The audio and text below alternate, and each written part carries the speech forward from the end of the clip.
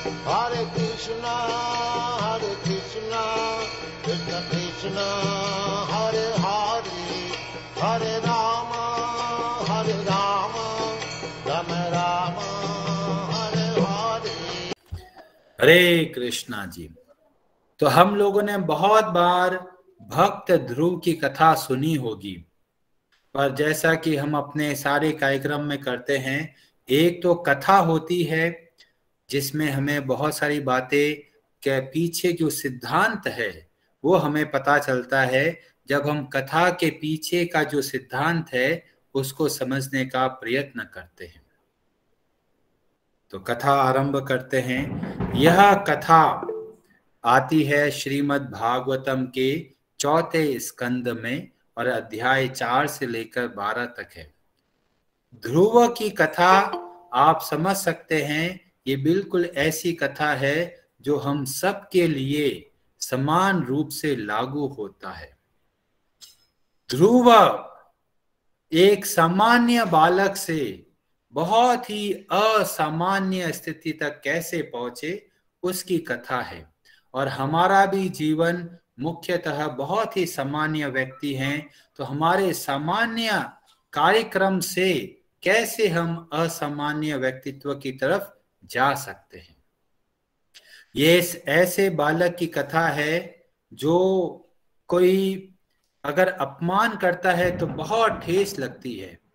हम में से बहुत सारे लोग ऐसे हैं कि अगर प्यार से बोलेंगे तो अच्छी बात है, और अगर कोई हमारा अपमान करता है तो हम सहन नहीं कर पाते, हमारा मन पूरी तरह व्याकुल हो जाता है। तो ध्रुव की कथा के माध्यम से आप अपने आप को उस स्थिति में, इस तरह से होती है। विदुर और मैत्रेय ऋषि के बीच में बातचीत चल रही होती है और विदुर कुछ कुछ प्रश्न कर रहे होते हैं, तो उसी बीच में वो पूरी डायनेस्टी के बारे में बताते हुए एक वर्णन बताते हैं कि ब्रह्मा जी के जो पुत्र थे स्वयंभू मनु, उनके दो पुत्र थे, प्रियव्रत और उतानपाद। और उतानपाद की दो पत्नियां थी, सुनीति और सुरुचि, और दोनों के एक एक पुत्र थे। सुनीति के पुत्र का नाम था ध्रुव और सुरुचि का जो पुत्र था उसका नाम था उत्तम। सुनीति, इससे हमें पता चलता है ये एक ऐसी स्त्री का वर्णन है जो समझती है नीति के विशेष। रुचि एक ऐसे व्यक्तित्व को दिखाते हैं जो अपने मन के पीछे भाग। सुनीति जिसमें सुरुचि होती है, बहुत ही सुंदर होती है, और उतानपाद को वो बहुत ही प्रिय होती है। इसीलिए जो राजा उत्तानपाद है वो मुख्यतः सुरुचि के पास में ही ज्यादा रहता है, और सुनीति कहीं दूर कोई महल के किसी कोने में रहती थी। यहां तक सब कुछ सामान्य है। आप जो बात आपको अच्छी लगे उसको आप न कीजिए, क्योंकि ये सिद्धांत छिपे हुए हैं जो हम जब सावधानी से पढ़ते हैं तब हमें पता चलता है। तो एक बार बालक ध्रुव, 5 वर्ष का छोटा सा बालक,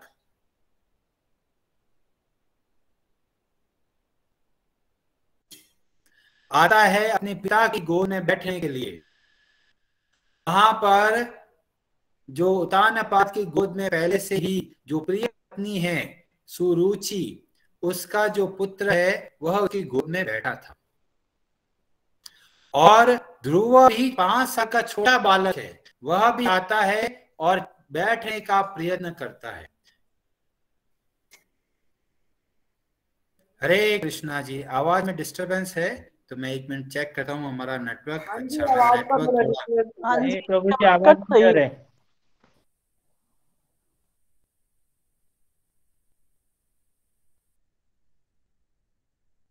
हो। तो मैंने अपना वाईफाई बदल दिया है, अभी आवाज सही आनी चाहिए। आवाज सही नहीं आए तो मेरे को मैसेज कीजिए। तो यहाँ पर बालक ध्रुव अपने पिता की गोद में बैठने की इच्छा करता है।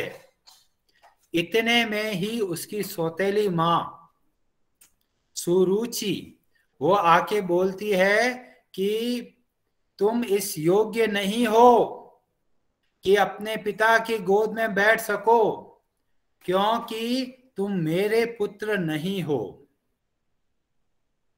तुम पहले भगवान विष्णु की पूजा करो और उनके आशीर्वाद से मेरे पुत्र बन के आओगे, तब ही तुम्हें अपने पिता की गोद में बैठने का अवसर प्राप्त होगा। जो सुरुचि बोल रही है तो ऐसा लग रहा है बहुत ही प्यार से बोल रही है, पर उनकी वाणी में बहुत कठोरता है। और इस बात को देख के बालक को ज्यादा पता नहीं चलता, शब्दों का पता नहीं चल रहा है, पर उसका भाव देख के ध्रुव को लग रहा है कि ये मेरी सौतेली माँ मुझे कुछ बुरा बोल रही है। कर्कश कठोर शब्दों का प्रयोग किया और हृदय को छलनी कर दिया ध्रुव के। और ध्रुव अपने पिता की ओर देखता है, उत्तानपाद की तरफ, और पिता चुप बैठा रहता है। और उस चुप को देखकर ध्रुव का मन और टूट जाता है। ना पिता ने सहयोग दिया, और सौतेली मां से तो कुछ भरोसा ही नहीं कर सकते। तो ध्रुव का मन बुरी तरह टूट गया, उसको लगा मेरा अपमान हुआ है। आप लोग भी सोच सकते हैं, ऐसी बहुत बार परिस्थिति आई होगी जब आपको ऐसा लगा होगा कि मेरा बहुत अपमान हुआ, और ध्रुव के साथ ही ऐसा लग रहा है। और ध्रुव के जैसे मैत्री मुनि क्या बता रहे हैं, जैसे कि एक सांप को अगर कोई लाठी मार देता है तो सांप का गुस्सा कैसा हो जाता है, उसी तरह ध्रुव महाराज को बहुत ठेस लगी और बुरी तरह क्रोध आ गया, आंखें लाल हो गई और बुरी तरह रोता गुस्सा करता हुआ पहुंचा सीधा अपनी मां के पास, जो किसी कोने में बैठी थी बेचारी। और माता को पता चला और लोगों से कि ऐसा ऐसा हुआ है। अब मां है, मां के सामने बच्चा आ रहा है और उसका बच्चे का हृदय टूटा हुआ है, बुरी तरह शब्दों के वजह से बुरी तरह घायल होके आया है बच्चा। मां ने उसको डांटा नहीं, पहले मां ने प्यार से अपने पास गले लगा के बैठा है। देखिए एक मां का दायित्व कैसा है। ऐसा नहीं कि मां ने आके 2 थप्पड़ और मार दी तो गया क्यों था वहां पे, ऐसा नहीं किया। 5 साल का बच्चे को क्या समझ होगी। तो बच्चा गुस्से में आया, रोता हुआ आया, मां ने एक उपदेश नहीं दिया, सबसे पहले प्यार से अपने पास बैठाया। तो आपके अगर बालक छोटे हैं और गुस्सा करते हैं तो आप बच्चे के स्तर पे जाके समझिए, आप अपने लेवल पे मत समझिए। बच्चों का क्या स्तर होता है उसके अनुसार, जैसे माँ जैसे सुनीति बताती है कि अपने पास बैठाया, प्रेम से बैठाया और बोलिया जो तुम्हारे मन में विचार आ रहा है मेरे अंदर भी वैसा ही दर्द है, मेरे अंदर ही ऐसे पीड़ा हो रही है, पर बेटा किसी के लिए अशुभ मत सोचो, क्योंकि जहां पर अशुभ सोचते हो सबसे पहले उस खुद व्यक्ति को ही जलाती है। तो यहां पर उसकी मां एक गुरु की तरह शिक्षा दे रही है। तो हर एक माता पिता का दायित्व है कि अपने पुत्र अपनी पुत्री को बहुत अच्छे संस्कार दे। ऐसा नहीं कि दोनों मिलकर गालियां बोलना शुरू कर दिया सौतेली मां को, नहीं। बच्चे को गुस्सा आ रहा है, 2-4 गाली बोलता हूं मैं, पर माँ बोलती है बेटा किसी के प्रति बुरा विचार मत रखो, अशुभ विचार रखना हमारे लिए अच्छा नहीं है। पर बच्चा तो क्रोध में जल रहा है। और ये सब क्यों हुआ? क्योंकि उसके पिता उत्तानपाद ने उस वक्त कुछ बोला नहीं। तो हर एक माता पिता का दायित्व है कि अगर उनके एक से ज्यादा बच्चे हैं तो अब भेदभाव करें तो ध्यान रखिए ये श्लोक, ये कथा बहुत महत्वपूर्ण है। सामान्यतः माता पिता का एक बच्चे के प्रति लगाव ज्यादा रहता है, दूसरे बेटे के प्रति कभी कभार कम रहता है। पर एक माता पिता या जो लीडर है या जो घर के मुखिया है, उनको चाहिए कि जो भी उनके आश्रित है उन सब के प्रति समान भाव से व्यवहार करें। पिताजी चुप रह गए, इसी वजह से ध्रुव को और ठेस पहुंची।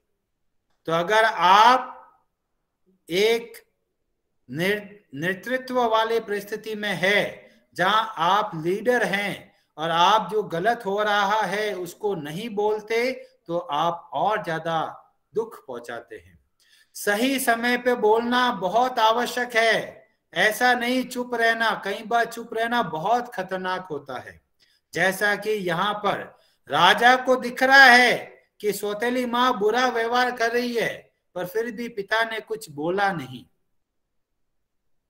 तो ये बहुत शिक्षा मिलती है कि हमेशा चुप रहना अच्छा नहीं होता, जब आवश्यक हो तब बोलना चाहिए। यहां पर माता सुनीति अपने पुत्र ध्रुव को समझा रही है और बोलती है कि सौतेली माँ ने जो बोला है एकदम सही बोला है। सौतेली माँ ने क्या बोला? भगवान विष्णु की आराधना करो। तो देखिए माँ ने भी क्या किया, वो सारी बातों में से जो सार बात थी उसको लिया है। बाकी उसने माँ ने एक शब्द नहीं बोला। ध्रुवों की माँ बोलती है कि तुम्हारी सौतेली माँ ने एक बात जो अच्छी बोली वह यह है कि तुम भगवान विष्णु की पूजा करो। इतनी सारे गलत बातें बोली पर वो सब बातें नहीं ली, एक बात को लिया। ऐसे ही जो हमें कुछ 100 बातें चल रही है उसमें से जो बात भगवान से संबंध में हो उसको हमें सावधानी पूर्वक सुनना चाहिए और बाकी बातें हम चाहे तो भूल सकते हैं। तो अब माता क्या कह रही है कि तुम्हारी सौतेली माँ ने जो बोला वो एकदम सही बोला है कि तुम्हें भगवान विष्णु की आराधना करनी चाहिए। और सेम बात जो सौतेली माँ ने बोला वही माँ ने बोला, पर ध्रुव को अपनी माँ की बात समझ में आई। क्यों समझ में आई? क्योंकि पहले उसने इतना प्रेम से अपने पास बैठाया कि बच्चों को लगा मेरी माँ मेरी तरफ है। और यही तरीका होता है समझाने का। सौतेली माँ ने भी बोला भगवान विष्णु की आराधना करो, पर उसका हृदय जल गया। ध्रुव महाराज बुरी तरह शब्दों से आहत हो गए। और वही बात माँ ने भी बोला कि भगवान विष्णु की आराधना करो, पर माँ की बात को समझ में आया। क्यों समझ में आया? क्योंकि जो माँ ने सीधा ही लेक्चर नहीं दिया, पहले अपनापन का भाव जगाया कि तुम मेरे बेटे हो और तुम्हें मैं सही मार्ग बताती हूँ। और इस तरह से हमें जीवन में बहुत शिक्षा प्राप्त होती है कि हमारा आचरण कैसा हो। पहले उपदेश पे मत जाइए, पहले अपनेपन का भाव होना चाहिए। पुत्र को पुत्री को लगना चाहिए मेरे अपने हैं, और उसके बाद में आपको समझाएंगे तो तुरंत समझ में आएगा। अब ध्रुव महाराज को पता चल गया कि भगवान विष्णु की आराधना करनी है। 5 साल का बच्चा है, उसको नहीं पता कि कैसे आराधना करनी है, कहां पर मिलेंगे भगवान विष्णु, कोई पता नहीं। फिर भी घर छोड़ के निकल पड़े। कि हमें भगवान विष्णु की पूजा करनी है। हरे कृष्णा जी, माइक को बंद रखें।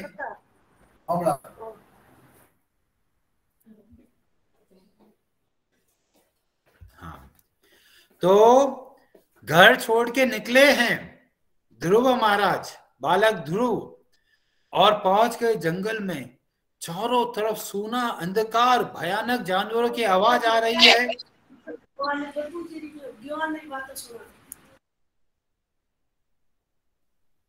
तो भयंकर आवाजें आ रही है और उनको फिर भी डर नहीं लग रहा है। क्यों? क्योंकि दृढ़ निश्चय कर लिया है कि मुझे भगवान विष्णु की आराधना करनी है, भगवान विष्णु को ढूंढना है, और कितना भी भयंकर विपत्ति हो वो पीछे नहीं खिसक रहा। ध्रुव 5 साल के बालक के अंदर इतना दृढ़ प्रतिज्ञा कैसे बन गया? कठोर शब्दों ने बना दिया। इस विचार में अभी ढूंढ रहे हैं कि कहां मिलेंगे भगवान। भगवान अपने दूत को भेजते हैं, नारद मुनि को। नारद मुनि वहां पर प्रकट होते हैं। तो यहां पर प्रभुपाद जी तात्पर्य में बताते हैं कि जब कोई व्यक्ति भगवान के प्रति कुछ सीखना चाहता है, कुछ भगवान के बारे में भक्ति करना चाहता है, भगवान की सेवा करना चाहता है और दृढ़ता से विचार करता है, तो भगवान कोई ना कोई मार्ग अवश्य भेजते हैं। ध्रुव भयानक जंगल में अकेला ढूंढ रहा है भगवान विष्णु को, और भगवान विष्णु ने तुरंत भेजा नारद मुनि को। तो हमें भी केवल दृढ़ प्रतिज्ञ बनना है कि भगवान मुझे आपकी भक्ति सीखनी है। भगवान स्वतः ही मार्ग बताएंगे। अब आप लोग देखेंगे 50-60 लोग जगह जगह गांव में बैठे हैं। सबके मन में विचार था कि भगवान की भक्ति सीखनी है, तो उन्होंने सब व्यवस्था कर दी और हम सब आराम से बैठे भगवान का भजन कर रहे हैं, यहाँ पे भगवान की कथा सुन रहे हैं बड़े आराम से। तो हमारे अंदर जब दृढ़ता आती है कि हमें भगवान के बारे में सीखना है, तब भगवान स्वतः ही हमें अवसर देते हैं। और यहां पर नारद जी को भेजा है। अब नारद जी पहुंचे हैं, देखा कि बालक ध्रुव तो भयंकर क्रोध की अग्नि में, ज्वाला में झुलस रहे हैं। तो सर्वप्रथम नारद जी सोचते हैं कि तुम्हें थोड़ा ज्ञान के बारे में बताते हैं। तो पहले नारद जी उनको बोलते हैं कि बेटा, इस भयानक जंगल में तुम क्या कर रहे हो? ये भयानक वन तुम्हारे लिए नहीं है। तुम्हारी सौतेली माँ ने कुछ बुरा बोला, पर तुम्हें किसी का अपमान महसूस नहीं करना चाहिए, क्योंकि मान और अपमान ये सब हमारे कर्मों की वजह से हमें प्राप्त होते हैं। बाकी सब केवल निमित्त बनते हैं। ये सब बताते हैं नारद जी। ध्रुव बोलता है, देखिए कितना स्पष्ट शब्दों में ध्रुव महाराज बोलते हैं। ध्रुव बोल रहे हैं, नारद मुनि जी, आप जो उपदेश दे रहे हो वो बहुत ही बढ़िया है, पर अभी मेरा हृदय जल रहा है, इसलिए मैं आपकी बातें नहीं समझ पा रहा हूं। आप कृपा करके कुछ मार्ग बताओ। तो देखिए कैसे एक भक्त के साथ में सत्संग करना चाहिए। हृदय की बात बता रहे हैं ध्रुव। ऐसा नहीं किया कि ध्रुव महाराज कह रहे हैं भाई ठीक है नारद जी आप बोलते रहो, मुझे कुछ फर्क नहीं पड़ता, मैं तो वही करूंगा जो मेरे मन में आता है। नहीं, ध्रुव बोल रहे हैं कि नारद जी आप जो प्रवचन दे रहे हो ये हमारे लिए बहुत ही हितकारी है, पर मेरा हृदय अभी जल रहा है, इसलिए मैं आपकी बात नहीं समझ पा रहा हूं। इस तरह से जब हम सत्संग करें तो हम हृदय की बात सामने रखें, ताकि सही तरीके से मार्गदर्शन प्राप्त हो। और यही बात हमें यहाँ शिक्षा प्राप्त होती है जब ध्रुव सच्चे हृदय से बोलते हैं कि आपकी बात मुझे समझ में नहीं आ रही, मैं बहुत ही अभी व्याकुल हूं, मेरी सौतेली माँ ने मेरे साथ इतना दुर्व्यवहार किया है, मैं अंदर से जल रहा हूं, आप कृपा करके कोई और मार्ग बताओ। और फिर नारद जी समझ जाते हैं कि ध्रुव बहुत ही दृढ़ता से भगवान विष्णु की पूजा करना चाहता है। तो यहां पर अब नारद जी बता रहे हैं तरीका, बहुत महत्वपूर्ण है, आप सावधानी पूर्वक सुनिए। सर्वप्रथम नारद जी क्या कर रहे हैं, रास्ता बता रहे हैं कि तुम जाओ मधुवन में, यमुना के तट पर। आप कभी वृंदावन जाओगे तो वहां पे ध्रुव टीला है, जहां पर ध्रुव महाराज ने बहुत समय पहले तपस्या करी थी। ये वृंदावन जो है ये बहुत महत्वपूर्ण धाम है। और नारद जी उस वक्त भी बोल रहे हैं ध्रुव को कि आप वहां जाइए मधुवन, और वहां पर जाकर भगवान की आराधना कीजिए। अब आजकल आप लोग देखेंगे बहुत सारे योग के बाबा जी हैं जो तरह तरह के योग सिखाते हैं, ध्यान के बारे में बताते हैं, मेडिटेशन के बारे में बताते हैं, और पूछते हैं भाई किस पे ध्यान करो, तो बोलता है किसी पे भी कर लो। कोई बोलता है अपने ऊपर ही ध्यान लगा दो, कई लोग बोलते हैं पहाड़ को ध्यान लगाओ, कभी बोलता है समुद्र पे ध्यान लगाओ, कभी बोलो किसी पे ध्यान मत लगाओ। 100 लोग 100 तरह की बातें करते हैं। तो हमें शास्त्र के आधार पर निर्णय लेना चाहिए कि ध्यान किसका करें और कैसे करें। तो यहां पर नारद जी जो कि भक्ति के बहुत बड़े आचार्य हैं, वो अब बता रहे हैं ध्रुव को कि किस पर ध्यान करना है और कैसे ध्यान करना है। तो क्या बताते हैं यहां पर, अब तरीका बता रहे हैं कि 3 बार नियमित रूप से यमुना जी में स्नान करके आओ, स्नान के बाद प्राणायाम करो, अष्टांग योग के द्वारा प्राणायाम के द्वारा अनुलोम विलोम कीजिए, और शांत मुद्रा में ध्यान करना है। अब किसका ध्यान करना है ये बहुत महत्वपूर्ण है। और यहाँ पे बताते हैं कि हमें जब ध्यान करना है तो भगवान विष्णु पर ध्यान करना है, भगवान विष्णु की लीलाओं पर ध्यान करना है, भगवान का जो श्री मुख है उसका ध्यान कीजिए, भगवान के जो चरण कमल है उसका ध्यान कीजिए। कई बार हमने बताया है रात को अगर नींद नहीं आती तो आप मानस पूजा कीजिए। मानस पूजा कैसे करते हैं तो तरीका अभी यहाँ पे बता रहे हैं नारद मुनि, भगवान के रूप का वर्णन कर रहे हैं। और जब आप सुने तो ऐसा लगना चाहिए कि भगवान श्री हरि आपके सामने विराजमान है, और बहुत ही सुंदर रूप है उनका। कैसा मुख है, सदैव अत्यंत ही सुंदर है, और बहुत ही प्रसन्न मुद्रा में, दुखी नहीं है भगवान, बहुत प्रसन्न चित्त है। और कैसे हैं, और सदैव भक्तों को वरदान देने के लिए तैयार बैठे हैं, और उनके आंखें बहुत ही सुंदर कमल की तरह है, बहुत ही सुंदर उनका मुखमंडल है। और क्या है, और बता रहे हैं उनका जो रूप है यौवनावस्था, बहुत ही ऐसे लगते हैं बालक की तरह है। कुमार अवस्था, यौवन, 15 साल 16 साल के जो नवयुवक होते हैं वैसा है। और क्या है, अंग प्रत्यंग सुगठित, बहुत ही सुंदर उनका शरीर है। और बताया भगवान सदैव भक्तों के दर्शन के लिए व्याकुल है, भगवान दर्शन देने को तैयार बैठे हैं।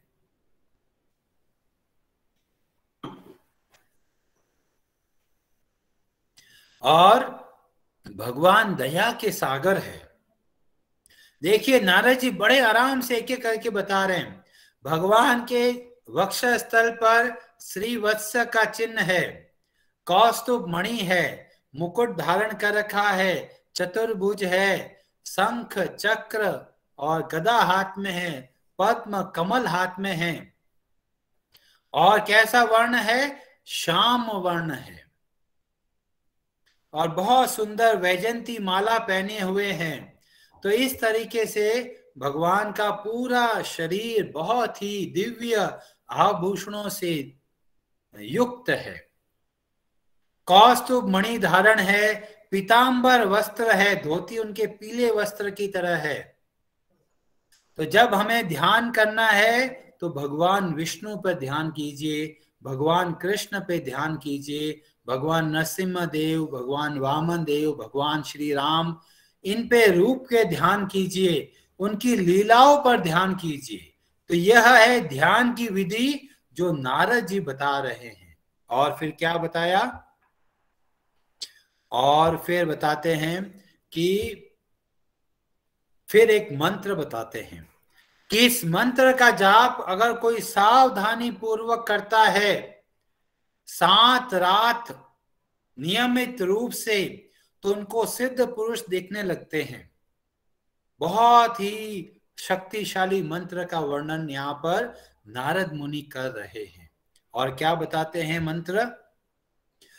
ओम नमो भगवते वासुदेवाय। इस मंत्र का जाप के बारे में बता रहे हैं ध्रुव महाराज को, पर यहाँ पे बताया है कि उसके साथ विधि विधान जुड़े हुए हैं। सारे विधि विधान को ध्यान में रखकर देश काल के अनुसार इस मंत्र का जाप करना है। अब कई लोग बोलेंगे जी यहाँ तो बोला है ओम नमो भगवते वासुदेवाय, पर आप तो कहते हो हरे कृष्णा महामंत्र का जाप कीजिए। तो हमने बहुत विस्तार से बताया है कि ओम नमो भगवते वासुदेवाय बहुत ही शक्तिशाली मंत्र है, पर उसके साथ में कुछ विधि और विधान का पालन करना है। जैसे 3 टाइम स्नान करके और शुद्ध होकर प्राणायाम के द्वारा भगवान के अर्च विग्रह के सामने पुष्प फल अर्पण करते हुए और फिर हमें मंत्र का जाप करना है। पर कलयुग के अंदर ये सब करना बहुत ही मुश्किल है। इसीलिए श्री चैतन्य महाप्रभु ने बताया कि आप हरे कृष्णा महामंत्र का जाप कीजिए, क्योंकि इस जाप से हमें विधि विधान के बारे में इतना प्रयत्न नहीं करना है। आप चलते घूमते फिरते नहाते धोते वक्त भी आप हरे कृष्णा महामंत्र का जाप कर सकते हैं। पर यहाँ पर जो मंत्र बता रहे हैं, तरीका बता रहे हैं और किस विधि से किया, वो बहुत महत्वपूर्ण है। और उसके बाद में बताया कि भगवान को आप नियमित पुष्प अर्पण कीजिए और स्पेशली तुलसी दल अर्पण कीजिए। तो जितने विधि विधान हम लोग बताते हैं भगवान की आराधना करने का, तो हम ये शास्त्र पढ़ के बताते हैं। ऐसे हमें पता नहीं चलेगा, कोई बाबा जी ऐसा बोलेगा, कोई बाबा जी ऐसा बोलेगा। तो हमें शास्त्र के अनुसार कार्य करना है। शुद्ध जल, पुष्प, फल, फूल, जो कुछ वनस्पति उगे हुए हो, भगवान को अर्पण कीजिए और इस मंत्र का जाप कीजिए। अब ये बात बहुत ध्यान से सुनिए कि जो बालक ध्रुव है उसने सब बातें अच्छे से सुना और जैसा बोला वैसे करने का प्रयत्न किया। सत्संग का सही लाभ तब मिलता है जब सत्संग में जो कथा सुनी आपने, उससे आपने क्या सीखा और उसके अनुसार जीवन में जब बदलाव लेके आते हैं, तब ही हमें सत्संग का सही फायदा मिलता है। बहुत सारे लोगों ने बहुत सत्संग सुने हैं, आस्था टीवी पे बहुत सारे कथाएं सुनी है, पर जीवन में परिवर्तन नहीं लेके आते, तो हमें समझ में नहीं आएगा, हमें फायदा नहीं मिलेगा सत्संग का। अब देखिए बालक ध्रुव का कैसे स्टेप बाय स्टेप प्रोग्रेशन हो रहा है। पहले जो ध्रुव आग जल रही थी क्रोध के कारण, सबसे पहले मां ने एक गुरु की तरह भूमिका निभाई और फिर मां ने आगे रास्ता बताया नारद जी आके और उनको ट्रेनिंग दे रहे। तो इन दोनों की कृपा से अब ध्रुव बहुत ही सावधानी पूर्वक जैसे बताया है ऐसे अनुसार विधि के अनुसार मंत्र का जाप आरंभ करते हैं और योगासन के द्वारा योग कर रहे हैं, योग प्राणायाम कर रहे हैं, पर मूल में उद्देश्य क्या है? भगवान विष्णु पर ध्यान और भगवान विष्णु के नाम का मंत्र का जाप। तो ओम नमो भगवते वासुदेवाय निरंतर इसका जाप कर रहे हैं और भगवान के रूप का ध्यान कर रहे हैं। इस तरीके से करते हुए पहले महीने में केवल फल फूल कंद खा के काम चला रहे थे, अगले महीने में केवल पानी पी रहे, उसके अगले महीने में केवल हवा के आधार पर भगवान का ध्यान कर रहे हैं, चौथे महीने में आते आते तो हवा को भी रोक दिया, सांस लेना बंद कर दिया, फिर भी जीवन चलित है। हम लोग सोचे बिना सांस के जीवित कैसे रह सकता, और हमें यहाँ पता चलता है इस विधि के अनुसार बिना हवा के भी जीवित रह सके। और जब 6 महीने होने लगे तब उनकी तपस्या के तेज की वजह से इंद्रलोक में गर्मी पहुंचने लगी। वहां लगा ये कौन तपस्या कर रहा है। तपस्या का इतना भारी प्रभाव पड़ता है, देवलोक हिलने लगता है और देवता लोग जाके प्रार्थना करते हैं भगवान विष्णु से कि ये कौन है जो इतना भयंकर तपस्या कर रहा है। भगवान विष्णु बोलते हैं कि ये मेरा प्रिय भक्त ध्रुव तपस्या कर रहा है, आप चिंतित मत होइए, मैं शीघ्र ही उसको दर्शन दूंगा। और भगवान विष्णु वहां पर पहुंच गए और देखा कि साक्षात भगवान विष्णु खड़े हैं। बालक ध्रुव को विश्वास नहीं हो रहा कि जिसका मैं ध्यान कर रहा हूं सेम वैसे के वैसे सामने खड़े हैं। बहुत सारे लोग समझते हैं भगवान तो हमारी मन की कल्पना है, हम जैसा ध्यान करते हैं भगवान वैसे होते हैं। नहीं, यहाँ पर भगवान स्वयं प्रकट हुए, एक भगवान का जो वास्तविक रूप है उसके अनुसार। अब ध्रुव को बोलना नहीं आ रहा कि क्या बोलूं, 5 साल का बच्चा है, अभी उसने ट्रेनिंग ली है नारद जी से। तो भगवान समझते हैं कि ये कुछ बोलना चाहता है, तो भगवान क्या करते हैं, अपने शंख को उसके ऊपर मस्तक पर टच कराते हैं। जैसे ही वो शंख ध्रुव को टच करता है, स्पर्श करता है, तुरंत उनको सब कुछ ज्ञान होने लगता है। किताबों से ज्ञान प्राप्त नहीं हुआ, भगवान के आशीर्वाद से ज्ञान प्राप्त हुआ। भगवत गीता में भगवान श्री कृष्ण बोलते हैं कि ददामि बुद्धि योगम, मैं वो बुद्धि प्रदान करता हूं जिससे कि वो मेरे पास आ सके। कौन? भगवान के भक्त। अब यहां पर ध्रुव महाराज, बालक ध्रुव बहुत सुंदर प्रार्थना करते हैं। और प्रार्थना कैसी करते हैं? क्या ऐसी प्रार्थना करते हैं? सुख संपत्ति घर आवे, कष्ट मिटे तन का, ओम जय जगदीश हरे। नहीं, वो क्या प्रार्थना कर रहे हैं? वो बहुत महत्वपूर्ण है कि भगवान आप हमें भक्तों का संग दीजिए, क्योंकि भक्तों के संग में हम आपकी भक्ति अच्छे से कर पाते हैं। उन्होंने ये नहीं मांगा कि मुझे राज्य चाहिए, शुरू में तो इच्छा थी,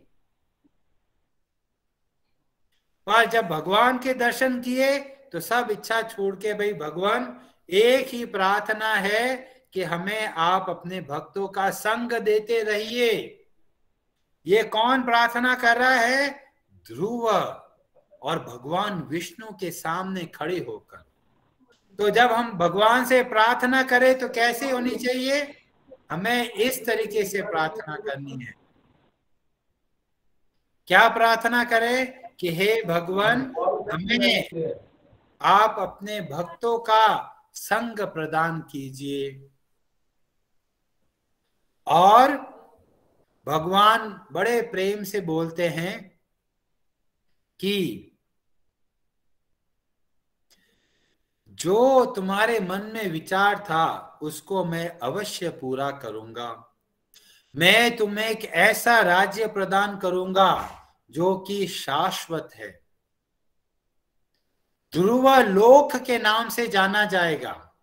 और फिर भगवान थोड़ा बहुत बताते हैं कि आगे क्या होगा, और इस तरह से वरदान देते हैं। और भगवान कहते हैं अब आप वापस जा सकते हैं। आप जब वापस जाओगे आपके पिता आपका स्वागत करेंगे और आप राजा बन जाओगे, बहुत समय तक राज्य करोगे और फिर मेरे धाम के एक जगह पर ध्रुव लोक में नित्य ही निवास करोगे। भगवान के साक्षात दर्शन हो गए, सारी मन की इच्छा पूरी हो गई। ध्रुव महाराज जब वापस जा रहे हैं घर की तरफ, मन बड़ा उदास है। और किस लिए उदास है? इच्छाएं तो सारी पूरी हो गई, अब क्यों उदास है? ये उदास होके बोल रहे हैं अपने आप से, कह रहे हैं कि देखो कैसी बुरी किस्मत है मेरी। भगवान विष्णु मेरे सामने खड़े हैं और मेरे मन में क्या इच्छा आ रही है? ये संसार की इच्छा आ रही है कि मेरे को लोक चाहिए, मेरे को राजा बनना है। मैं इतना अभागा हूं, भगवान मेरे सामने खड़े हैं और मैं उनके कांच के टुकड़े मांग रहा हूं उनसे। भगवान जन्म मृत्यु के चक्कर से हमें छुड़ा सकते थे, पर मैंने एक राज्य मांग लिया, कितना मैं अभागा हूं। तो ये भाव कब आता है? जब हमें भगवान के भक्तों का संग प्राप्त होता है। इसीलिए उद्धव गीता में भगवान श्री कृष्ण उद्धव से बोलते हैं कि संत जो भक्त होते हैं उनकी संगति करनी चाहिए, और जो कुसंगति है जो हमें भगवान से दूर लेके जाए उनका त्याग करना चाहिए। क्योंकि जब हम भगवान के भक्तों का संग करते हैं तब हम संसार के माया जाल से बाहर निकल सकते हैं। और माइक को बंद रखें। इसीलिए ये बताया गया भक्तों का संग बहुत महत्वपूर्ण है। जब तक भक्तों का संग नहीं होता तो लोग क्या सोचते हैं? मेरे को तो बहुत पैसा कमाना है। कई लोग बोलते हैं मेरे को तो जॉब करना है। कई लोग बोलते हैं मेरे को घर बनाना है। 100 तरह के लक्ष्य बना देते हैं। पर जब भगवान के भक्त मिलते हैं तो एक और लक्ष्य जुड़ जाता है, भगवान की भक्ति का। उससे पहले भगवान के लिए हमारे पास टाइम ही नहीं है। 2 मिनट आरती कर देते हैं, दिया कर दिया, बस, इससे ज्यादा मैं नहीं करूंगा भक्ति। पर जब भगवान के भक्तों से मिलते हैं तब हमें पता चलता है जीवन का मुख्य लक्ष्य तो भगवान की भक्ति करना है, बाकी सब तो ये हमें सामाजिक दायित्व है। और ये कब बदलाव आता है? जब हमें भगवान के भक्त मिलते हैं। ध्रुव बहुत भाग्यशाली थे जिनको ऐसी मां मिली जो उनको भगवान की भक्ति करना सिखाया। और फिर बाद में भगवान की कृपा से नारद जी मिले। इन दोनों की कृपा से 6 महीने के अंदर भगवान विष्णु के साक्षात दर्शन हो गए। तो हमें देखने को मिलता है कि भगवान के भक्तों के संगति का क्या प्रभाव पड़ता है। एक सामान्य बालक जो अपमान के आग से एकदम जल रहा है और भगवान की भक्त के उच्च कोटि तक पहुंच गया। और ये बदलाव कैसे आया? केवल भक्तों के संग से। हमारे जीवन में भी बहुत बड़ा बदलाव आता है जब हम भगवान के भक्तों का संग करते हैं। हमारे जीवन का महत्व पता चलता है। हमें पता चलता है कि जीवन का उद्देश्य क्या है, किसके लिए भाग रहे हैं, कांच के टुकड़ों के लिए या कुछ और वस्तु के लिए। तो ये बदलाव आता है जब हम भगवान के भक्तों के संग करते हैं। और भी बहुत बड़ी कथा है, संक्षेप में मैं थोड़ा फास्ट फॉरवर्ड करते हुए बताता हूं। बहुत समय तक राज्य करते हैं ध्रुव महाराज, और फिर अपना राजपाट अपने पुत्र को देकर सीधे जाते हैं बद्रीनाथ। बद्रीनाथ में वहां पर बैठकर भगवान विष्णु का ध्यान करते हैं, और वहां पर भगवान का ध्यान करते करते एक समय उनको दिखता है कि विमान प्रकट हो रहा है, और दो बहुत ही अद्भुत भगवान विष्णु जैसे दिखने वाले दूत प्रकट हुए, और वो बोले कि हम नंद और सुनंद हैं, ये भगवान विष्णु ने हमें भेजा है आपको लाने के लिए। आप आइए, इस आसन पर बैठकर, विमान पर बैठकर आप वैकुंठ लोक को चलिए, भगवान आपका इंतजार कर रहे हैं। तो ऐसा नहीं कि ध्रुव महाराज भाग के चढ़ गए, नहीं, पहले वहां पर जितने भी ऋषि मुनि थे उन सब का आशीर्वाद लिया, उनको प्रणाम किया। देखिए एक भक्त के गुण, विनम्र होकर जितने ऋषि मुनि वहां थे उन सब का आशीर्वाद लिया, और उसके बाद में जो भगवान के दूत आए उनको भी नमस्कार किया, और जो विमान है उसको भी नमस्कार किया, और सबको प्रणाम कर कर अब वो विमान में बैठ गए। और जैसे ही बैठे उनके मन में विचार आया। देखिए ध्रुव के मन में क्या विचार आ रहा है। ध्रुव सोच रहा है मैं तो अब वैकुंठ धाम जा रहा हूं, पर मेरी मां का क्या होगा। कौन सी मां? जो अपनी खुद की मां, सौतेली मां ने जिस तरह का उपदेश दिया ध्रुव को समझ में नहीं आया, उसकी खुद की मां ने जो उपदेश दिया वो समझ में आया। तब ध्रुव विचार कर रहे हैं कि मेरी मां ने मेरे को भगवान का रास्ता बताया, मैं अकेले कैसे जाऊंगा वैकुंठ, मैं अपनी मां को छोड़कर नहीं जाऊंगा। ये वही मां है जिसकी वजह से आज मैं यहां वैकुंठ के विमान में बैठा हुआ हूं।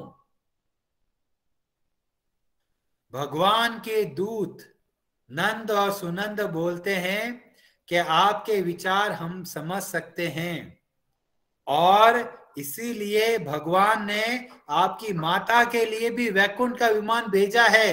वो देखिए एक और विमान जिसमें आपकी माता भी जा रही है वैकुंठ लोक। तो देखिए कितना अच्छे तरीके से इस कथा से हमें पता चलता है कि जिस व्यक्ति ने हमें भगवान से जोड़ा है उसको कभी भूलना नहीं है।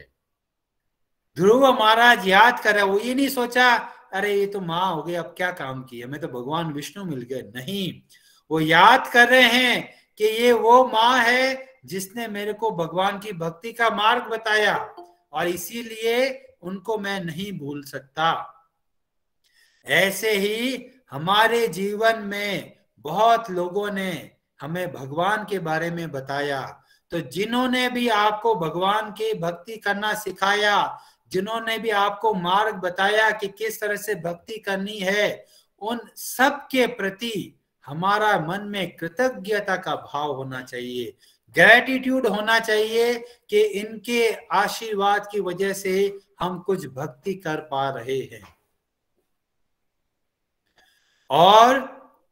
और जब देखते हैं कि वास्तव में दोनों ने एक दूसरे की मदद करी, मां ने मदद करी, अपने बेटे को भगवान की भक्ति सिखाई, अब ध्रुव महाराज की वजह से उनकी माता को भी वैकुंठ जाने का सौभाग्य प्राप्त हुआ।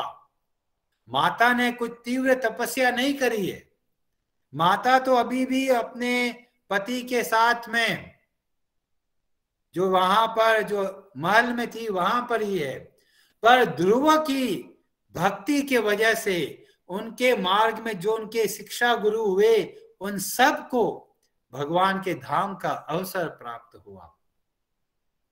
तो दिखने में ध्रुव की कथा बहुत सामान्य लगती है, पर उसमें इतनी गहराई है और हमें सीखने के लिए इतना सारा ज्ञान है जिसे हम सीख सकते हैं। हरे कृष्णा जी, आप सबका बहुत बहुत धन्यवाद और कार्यक्रम को यहाँ विराम देते हैं।